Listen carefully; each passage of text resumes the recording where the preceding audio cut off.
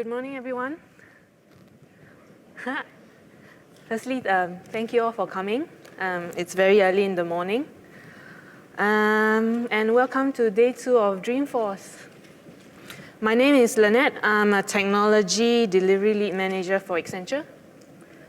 And today we'll be covering on continuous delivery, best practices for enterprises. Out of curiosity, how many of you have code deployment issues or challenges in your own enterprises? Oh, thank you. Interesting. All right. I am Singaporean, so please pardon me for my Singaporean accented English. Right. So let's move on. Challenges in software delivery. So let's go on. Meet Sam. He's our new technical lead for Universal Power. And so newly joined, Universal Power is an industry-grade generator manufacturing company. So here he is, very happy. However, after some periods down the line in the company, he faces some challenges as a technical lead. So here are some of Sam's challenges.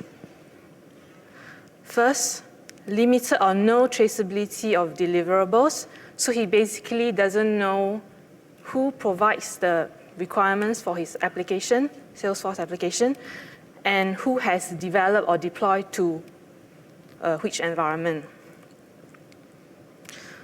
Second, Sam's challenge.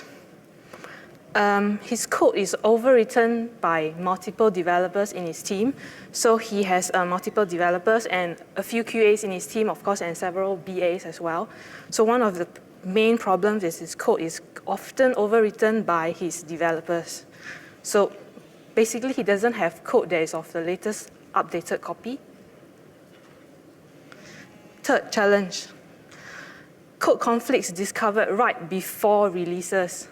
So basically, before you deploy any code to another sandbox, full copy sandbox, or even production environment, there are actually code conflicts, test class failures, or even code that is incorrect, that's of different functionality as what the business has requested. Fourth challenge. Time-consuming manual deployments. I don't know how many of you use chain sets or even using IDE to save your code to a sandbox. One of the things Sam encounters is deployments are very manual and very repetitive. So he has to do chain sets from one org to the other org and to another org and subsequently to production. And that is taking too long.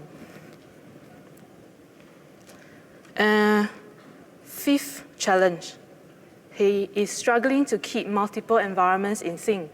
So his developer sandbox can be in a different state from his full copy sandbox or developer pro sandbox, and even different code versions from production that is not correct. So, and last challenge, growing number of defects. So sometimes you will have defects happening in production. So you may be fixing one defect, but broken another functionality. So instead of reducing the number of defects in his production environment, he's actually accidentally increasing the number of defects there.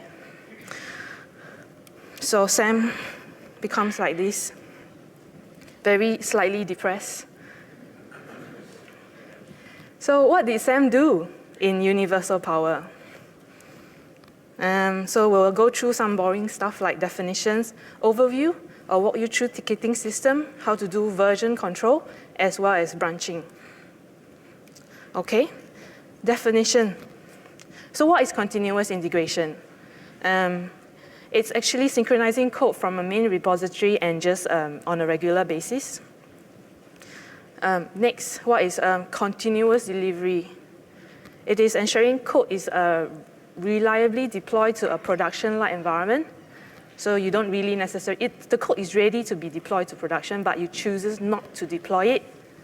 You can wait for a business green light to deploy it, so that is continuous delivery. And continuous deployment. Continuous deployment is actually releasing all your developed code all the way from your sandboxes to production. And in order to do that, you will first need to achieve continuous delivery. Okay? So, diagrams. Oh, right. You can't see my cursor, but yeah, so there is Sam's computer on the top right-hand side. And then at the bottom right-hand side, you have my computer. So both of us are actually developing code on our own local computer, connecting to each of our own sandbox environment. So we have Dev Sandbox 1 belonging to Sam, Dev Sandbox 2 belonging to myself. And then we both commit code to a central repository. That's number 2. And then number 3, this is where the continuous integration server sits in the middle of the diagram. Right. So the continuous integration server actually pulls code from the code repository. And then number 4, it deploys changes to a sandbox. And then you can choose to automatically deploy to a pre-production environment once all the functionality and features are tested, usually with automated regression testing. So the continuous integration server, you can actually connect it to Selenium or any other automated regression testing tool you have in your organization. It's not that difficult. It just requires some time to do some configuration. And of course, time to develop your automated regression scripts. And then lastly, after you finish doing a deployment to pre-production environment, which is the pre-prod sandbox here, I have a bubble there. It's a full copy sandbox usually where people do performance testing. So once it's done and once you get green light or sign off from business, usually, you will deploy to production, which is number 6, at a certain agreed time frame, agreed time. So, yeah. So this is an overview. Okay. Next, we're going to cover on ticketing system. So what did Sam do with his ticketing system in Universal Power? He actually uses it to centralize all his requirements and issues into one place. And it allows him traceability of his requirements and his configuration and code. So it is able to link his requirements to his configuration and customization. Status tracking. It provides visibility of his team progress, so he's able to know what I'm doing, what I'm currently doing, what I'm going to do next, and what are the other developers doing, or what has been completed, and what are the QAs, quality assurance testers, currently testing, what they have passed, and what they have failed. Team collaboration, so that's where I talk about team collaboration. You can be a team that is consisting of Salesforce developers, Salesforce testers, as well as your BAs, as well as other development team can be non-Salesforce development team, can be Java, can be Heroku. So it allows team collaboration, so you know a particular ticket is currently stuck with who, currently being developed by which team, and yeah, it provides you with a reporting tool as well. Okay, next. Version control. So what did Sam do with his version control system? It allows him to store his source code, his metadata. So it may be source code meaning classes, Visualforce pages, triggers, as well as your Lightning components. Metadata is those that are very unique to Salesforce. That is your objects, your fields, your page layouts that usually Java applications do not have, but Salesforce has their own. And it also allows Sam and his team to track code changes Remember, one of Sam's challenges is his code is constantly overwritten by his developers, and he did not know who has overwritten which part of the code.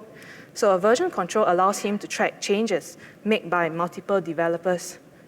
It also allows him to revert back to a previous version of code if he wishes to. And lastly, it allows him to store supporting and related resources. For example, for the demo you'll see later, I actually store my end deployment scripts in my version control. So it allows Bamboo, I'm using Bamboo for the demo later, Bamboo to read the deployment scripts and then deploy to another org as I need, or as Sam requires. Okay, branching. Okay, on the screen you can see a master branch, hotfix, release, develop, and feature branch. So a master branch contains production code version, contains the code version that is equivalent to whatever you have deployed to production. So you can see these bubbles here, tag version 0.1, 0.2, and 1.0. Those are tags that you can use for important commits. So let's say if you have future commits, you commit code, and then you realize that you would like to revert to a significant commit in your branch, in your code branch, you can actually use the tags to help you. Second line, hotfix branch. Usually, sometimes when you are developing, when you and your team are developing new features for your company, for your organization, and during that time, there is a production defect, let's say a P1, P2 issue. And this is where you branch off from master branch, you branch a hotfix branch using a production version of code, and then you fix your defect on the hotfix branch. Then you merge back to your master branch. Of course, before you deploy to production, you have to run through automated regression tests as well as some manual testing first. Once that has passed, and then you deploy your fix into your production environment. Okay, the third line, release branch. Release branch usually contains multiple feature branch, which I will touch on later. So I will not talk about release branch first. Let me go to develop branch. Develop branch is branch off from master before you start your project usually. And then develop branch is where all the developers will branch off from. For example, I'm working on feature 1, let's say maybe case management, mass amendment functionality. So I'll branch off a feature branch from develop branch, and maybe Sam is working on feature 2, let's say a mass email, for example. Maybe they want to customize a mass email functionality. So Sam branch off from development branch and calls it feature 2, for example. So we will have 2 consecutive feature branches that multiple developers can actually, one developer usually work on 1 feature branch. So you can have multiple feature branch within the team where multiple developers work on multiple functionalities at the same time. And usually once we are done with the feature branch, you see the purple dots. The purple dots are commits. The dots over here are all commits. That's where you merge back into develop branch from the purple to the yellow dot in develop branch. So once multiple feature branches merge into develop branch, or once multiple features have been completed, that's where you branch off from develop branch and you call it a release branch. Usually you have a release number that you will inform the organization or inform your IT that you're going to release this into a sandbox environment for further testing. So this is where the release branch comes in. The release branch will contain multiple features. And then once it has passed testing, remember the diagram earlier, I showed you there's a pre-production environment that you can put all your changes in for QA. So this is where release branch can actually go into this kind of full copy sandbox environment where multiple features are put there for testing. So once testing has passed, you will merge your release branch back into your master branch, and this is where you get it ready for production release whenever the time comes. Yeah. So yeah, that is branching overview. So why would SAM do all these? Right? So some of the benefits of continuous delivery is source code version control and backup, automation. So he's able to automate his deployment to various environments in universal power. And then he's also able to trigger automated regression testing within the organization. So every time you commit code, it can be in such a way where every time a developer commits code into a feature branch, that it actually triggers an automated deployment into another CI, continuous integration developer sandbox. And then it can automatically trigger regression testing using a CI server. So yeah, that's automation. And visibility. He's able to know who has developed what and deploy into which environment. So he's able to see what is everybody doing and whose code is in which environment. And fourth, validation. So validation means that in case of issues maybe coming up in a full copy sandbox when testing happens, he's able to backtrack and he's able to see which part of the code is causing what problem. He's able to see which part of the code is tied to which environment, tied to which ticket. So let's say if you have a requirement coming in and this requirement is tied to a specific code that has been developed by a developer, he's able to backtrack. Why is this code being developed by a developer and who has requested it? And he's able to backtrack and then troubleshoot what could be the potential defect for causing the testing to fail. So, yep. So how did SAM do it? Right. So in this demo, we're gonna look at how he uses his ticketing system, version control, and branching, as well as continuous integration within universal power to actually help him overcome his challenges. Okay. Oops. So I'm gonna switch screen now and go to my demo. So before I start, here is the demo scenario. Here's the scenario. In universal power, they have a requirement for case management where I'm gonna show you. So is it a bit small? It is a bit small.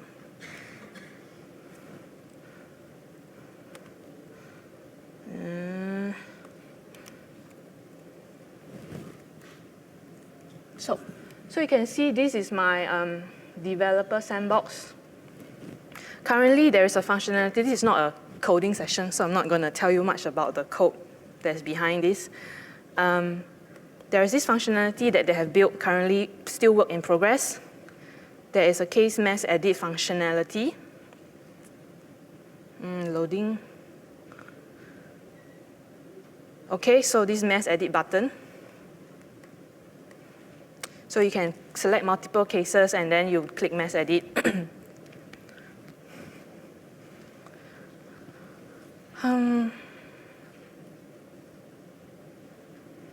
It's taking some time.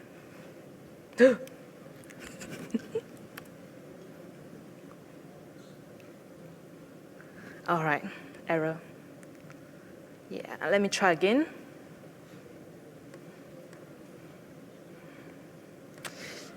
Let me select 3, maybe.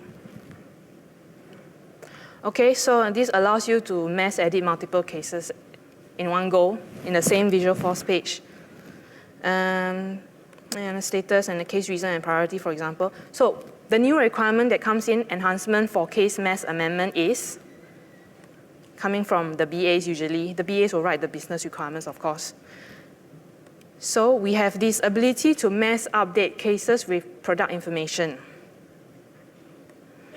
So over here, you see that there is no product information that you can enter to mass amend your cases. So here, So here, that is why the requirement comes in. As a customer service agent, I want to be able to mass update cases with product information so that I can reduce the time spent manually updating multiple cases with product information. And, oh, there's Sam.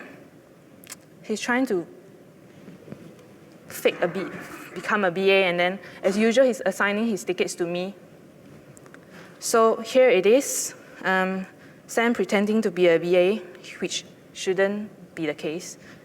And there's in Jira, this is the ticketing system that Universal Power is using. You can actually tag your cases with, you can actually tag your tickets with epics. So for example, over here, you can see case management. You can have account management, opportunity management. For example, you can have your own epics to actually categorize your Jira tickets within the ticketing system. So it actually allows for easier management and organization. Over here, you have a story, priority, medium, but you can change it to something else, really. Status is to do. And so it's assigned to me. And it's in the status to do. So what happens now, I'm going to pick up this case because Sam assigns the ticket to me. I'm going to set it to in progress.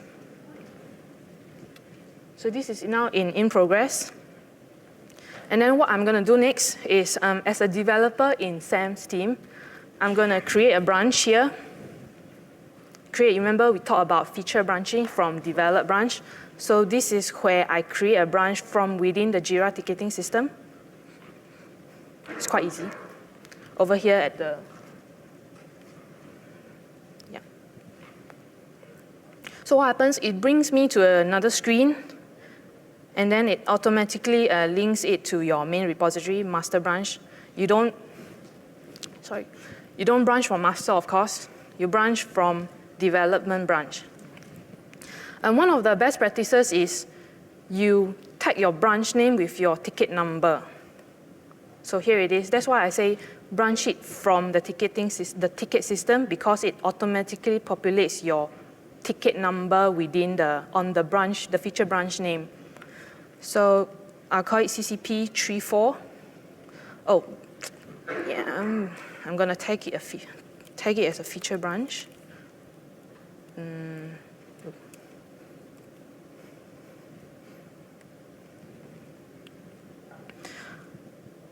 OK, so, no, wait, this is not correct. Sorry, I'm going to do it again.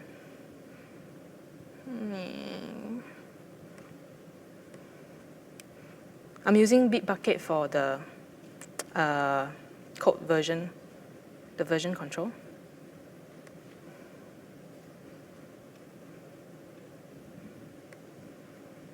So you select develop branch, and then you tag it with a feature. You don't usually need to tag when you are using Bamboo remote agents, but because I'm using a non-remote agent, local agent, so I have to manually tag it with a feature beside, in front of it.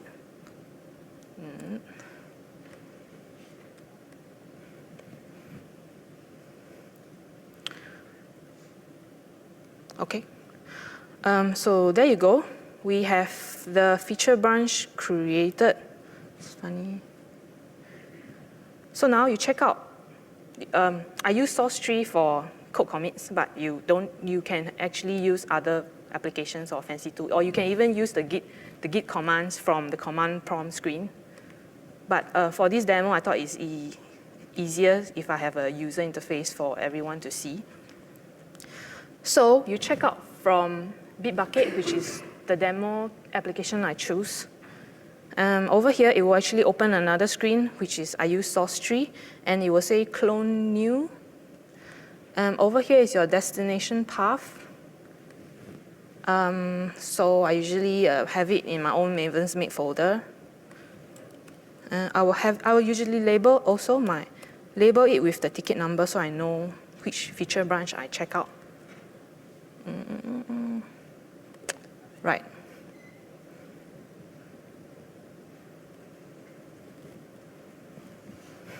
Okay. Let's see.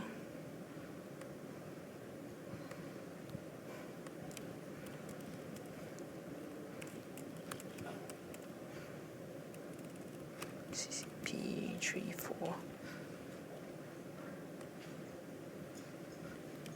Okay. So it's trying to check out your branch locally from Bitbucket into your computer. So I'm using a Windows, but a Mac will not be any different. Case loading. Okay, once it's finished checking out your code from the remote repository, your remote feature branch, into your local computer, it will actually bring up another screen.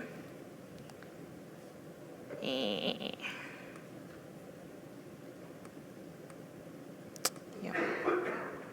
Sorry, source tree is not responding.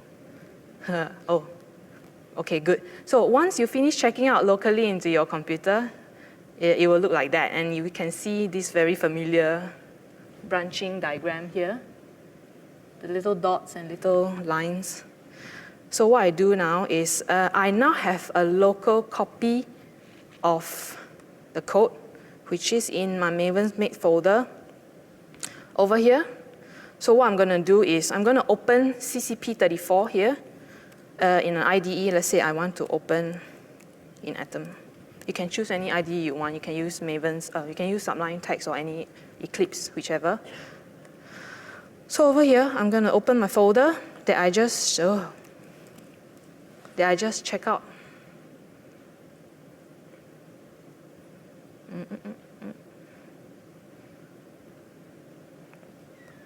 Okay.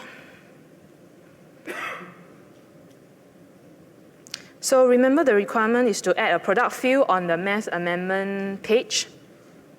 So what I'm going to do now is I'm going to search for the case mass amendment visual force page. Yeah, sorry, this is not really a coding session, so I already prepared beforehand the controller that is required for the new field. What I'm going to do now is I'm going to add a new field just below the priority field. I'm going to call it product. So I'm going to save it. And once I save the copy in my local repository, source tree will actually detect the changes. If you look now, it actually detects I've edited a case mass amendment page. And the new line. It shows that it knows that I've added a new line called product. And then what I'll do now as a developer, I'm going to stage my changes. It's called stage hung here, and it will actually move to the other side of the screen. Once I'm done, I'm about to commit now from my local repository to the remote feature branch called CCP34. For every commit, one of the other best practices is for every commit of your code, you have to write the ticket number as well as the reason why you are committing a certain piece of code. So never leave your commit comments blank because nobody knows what you have committed, and this is not good. Sam is going to scold me as well, so that's not good. CCP34. Add, is this a bit small? Add product field onto case amendment page. Okay, once I've finished with my commit comments, I'm going to check. Oh, you can't see it's at the bottom. Push changes immediately to my remote branch. Once I've done, I'll click commit. So now it's committing locally from my computer into the remote repository. Okay, once this is done, I will,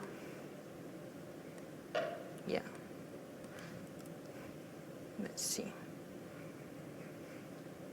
Refresh my Bitbucket. You can see over here.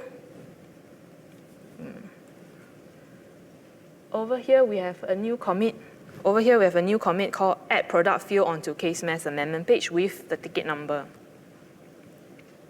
So there is this feature now, and it needs to be merged back into develop branch for auto deployment into another org. So just now you saw that we have a dev environment, In Universal Power, we have another environment that is called the CI environment. I'm going to just switch my browser. So over here, you can see that this is another environment that's called CI. I label it like this. So before that, I need to make sure that my code actually works in the dev environment before I actually deploy to a CI environment. So what I do is I'm going to commit my changes locally to the dev environment. So over here, I'll do the same thing, really.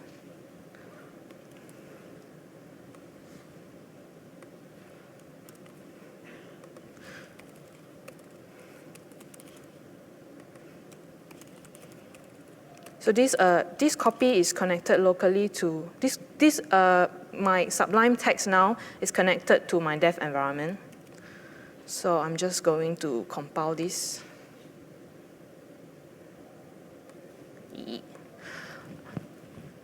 Usually I don't save it. What I do is I usually do not save the file. I will transfer the file from updev.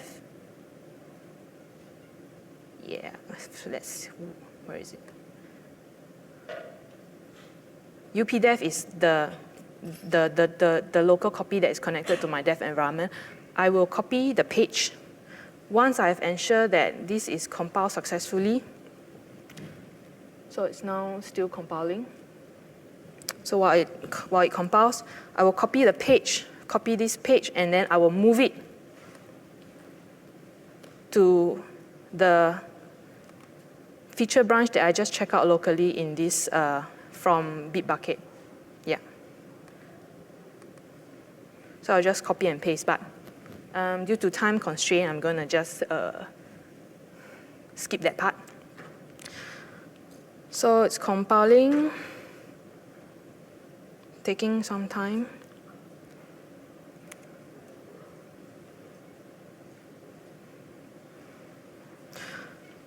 Okay, while it compiles, I'm going to merge the feature branch into the develop branch.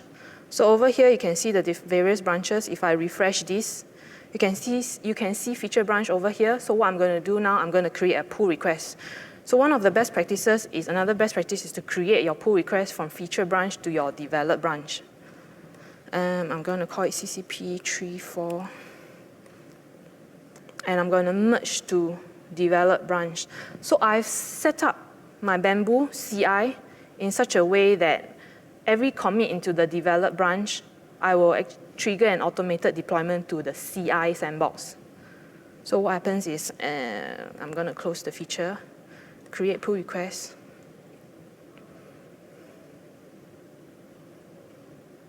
Okay. Usually Sam will approve the pull request. Usually your tech lead approves your pull request, or if you do peer review, your peer will approve your pull request. But in the interest of time, I'm just going to approve my own pull request. And then once I'm done, you can actually write comments as well, really. Or you can actually review your code. I mean, it's not so simple when in real life you have multiple code changes. It's definitely not just one line. So you can do inline code comments. And once you're done, once you're happy with the code quality, you do a merge. Merge to develop branch.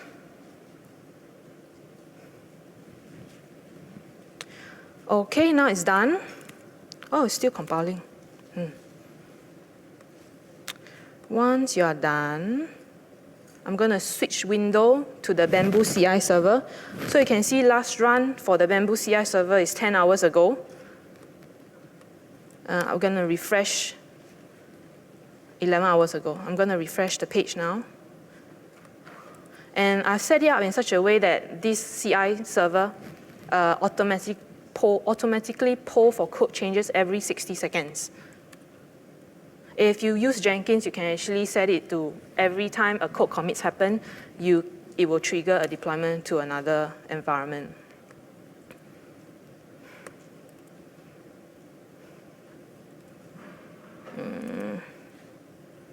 Let's see. Right. Okay, so you can see now I just refreshed the CI server, the Bamboo plan. So it's building now for 11 seconds, remaining 10 seconds, automatically triggered. So what's happening now for this CI server is pulling the changes from the repository and putting it into my CI sandbox, which is the sandbox, I call it CI. Oops, and it failed. So one of the things that you can actually trace is why certain deployments fail. So let's have a look.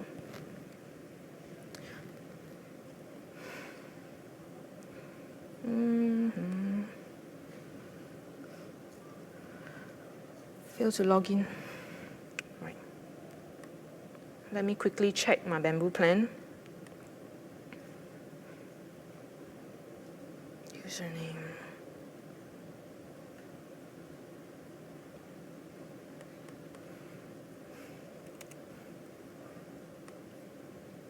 Sorry, I have to remember what is my username for my CI.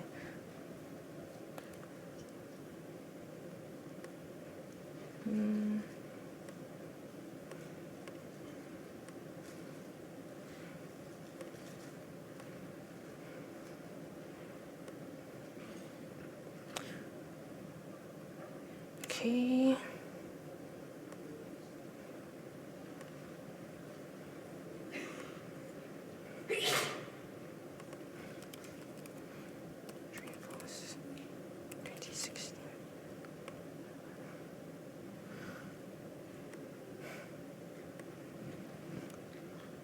I'm just going to manually run again.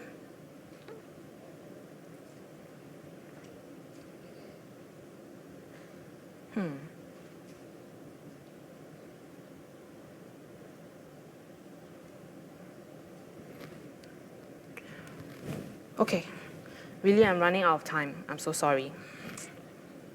But really I wanted to show you this. Once the deployment completes, you can actually see, you should actually see a new product field coming up here over in the CI sandbox. But unfortunately, I'm running out of time. Yeah, so you won't be able to see it during this session.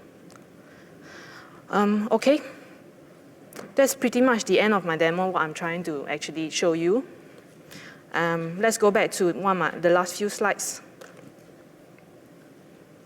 Best practices. From the outcome of the demo, I just wanted you to take home with you. So what did Sam do in Universal Power? He integrated with a ticketing system using his, which is Jira in this demo. And he maintained a code repository. It's called Bitbucket. You don't really have to use Bitbucket. There are other code repositories that you can use. And he uses pull requests to merge features.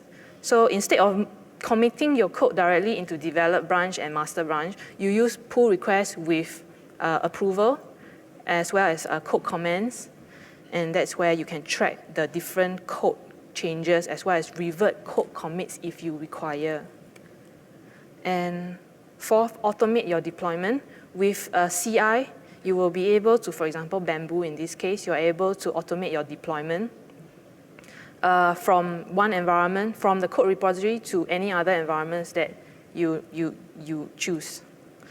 And lastly, fix build failures immediately. This is very important because if you start making code changes and your build fails, just keep failing, you are not able to trace back which defect is caused by which code version. So it's very important that you fix your build failures immediately. So you are able to zoom in faster to see which code change broke which functionality. So now, Sam is a happy man again. So I'm sorry that you don't have time for Q&A, but if you have questions, you can actually find me at the outside, right out of this room. So thank you all for your time. I hope you learned something today.